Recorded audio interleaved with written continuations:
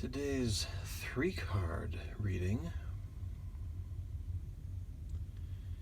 I've used the ever-popular Thoth Tarot, the Crowley deck, which has worked to inspire many decks,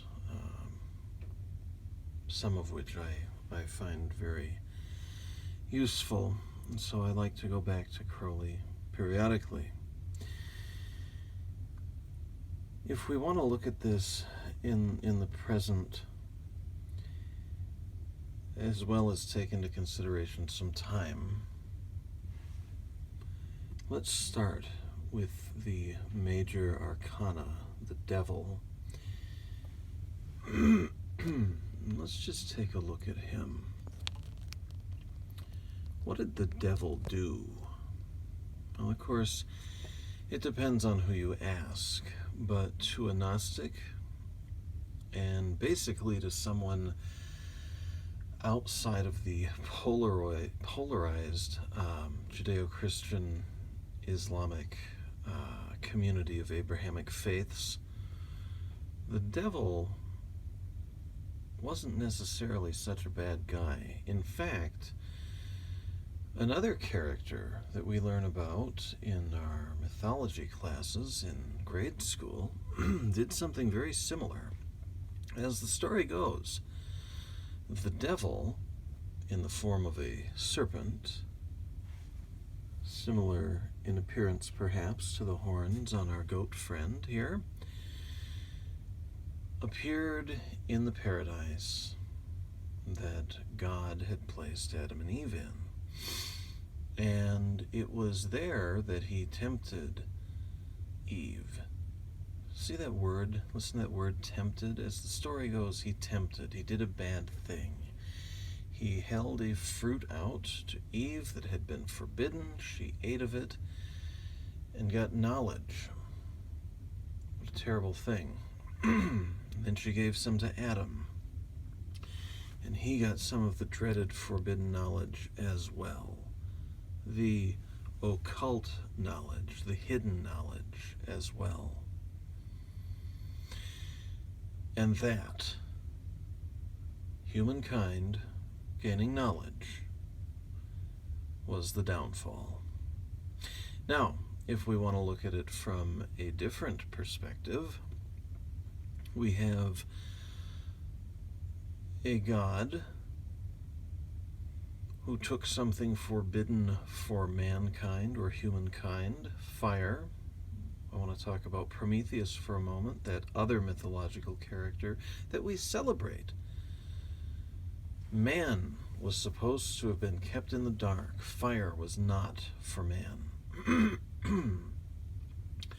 And Prometheus snuck it to man. And man became enlightened.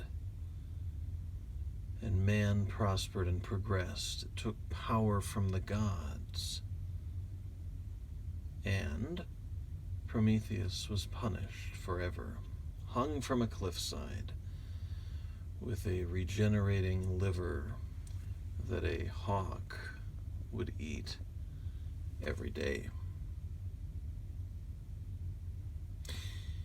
We don't see, when we compare these two stories, a whole lot of difference. So what would lead to one becoming a devil-like character?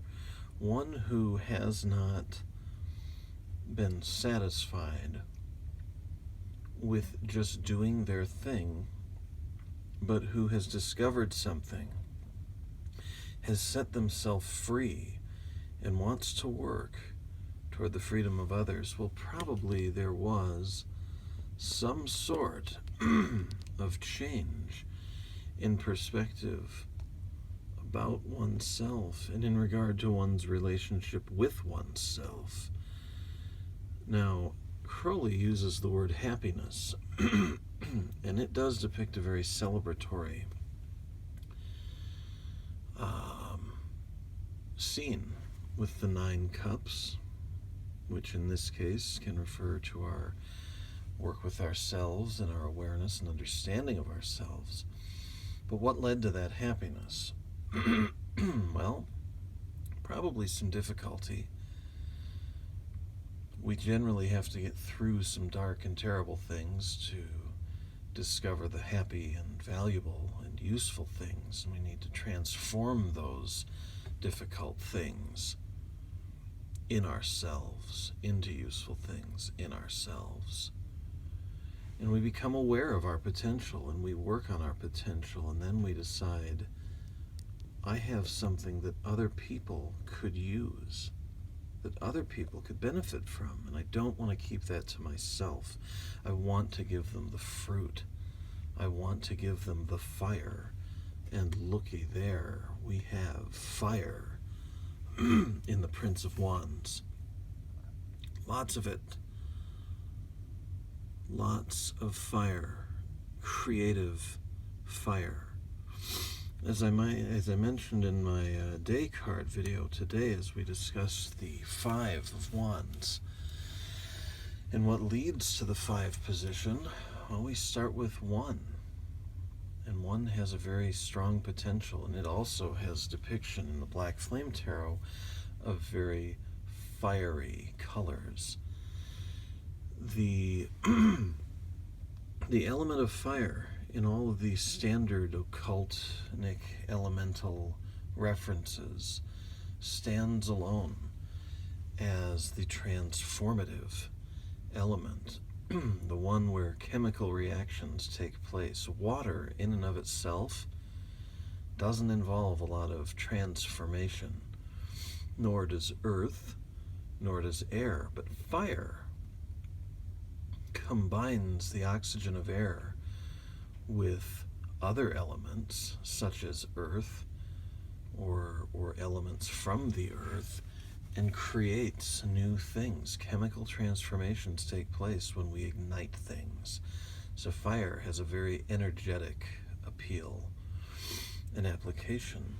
You can see that as this guy charges forth in his lion-drawn carriage. But what does he want to do?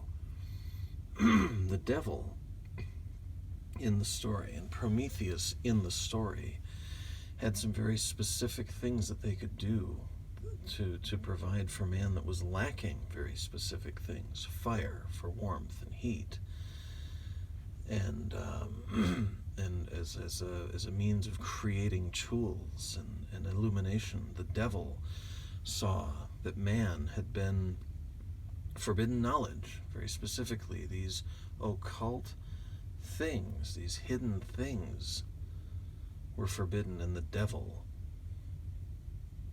Prometheus, made those available at his own expense, because Prometheus ended up with an eternal pain, and the devil was thrown into an eternal fire. What benefactors of human beings. Figure out what the people around you need based on what you needed,